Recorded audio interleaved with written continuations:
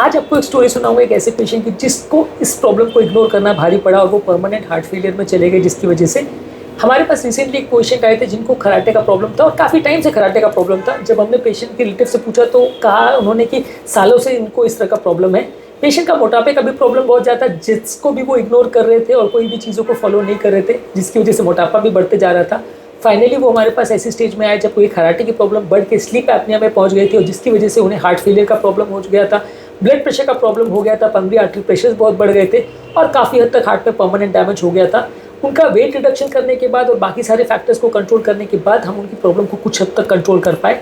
लेकिन कराटे की प्रॉब्लम को अक्सर इग्नोर करना एक बड़ी प्रॉब्लम बन सकती है, क्योंकि ये कराटा जो है ये एक बीमारी के साइन है जिसे इग्नोर करना स्लीप एपनिया का कारण बन सकता है। और जब पेशेंट स्लीप एपनिया में जाता है तब उसको बहुत सारी तरह की प्रॉब्लम्स हो सकती है और जो आपके हार्ट के लिए और बाकी ऑर्गन्स के लिए परमानेंट डैमेज का कारण बन सकती है। इसलिए कराटे की प्रॉब्लम को इग्नोर न करें। ये डेफिनेटली एक न्यूसेंस तो ज़रूर है, लेकिन ये न्यूसेंस होने के अलावा भी एक हेल्थ हज़ार्ड है, एक हेल्थ प्रॉब्लम है। इसलिए आज ही अपने डॉक्टर से संपर्क करिए और यदि मोटापा इसका कारण है तो उस पर आज ही वर्क करना चालू करें।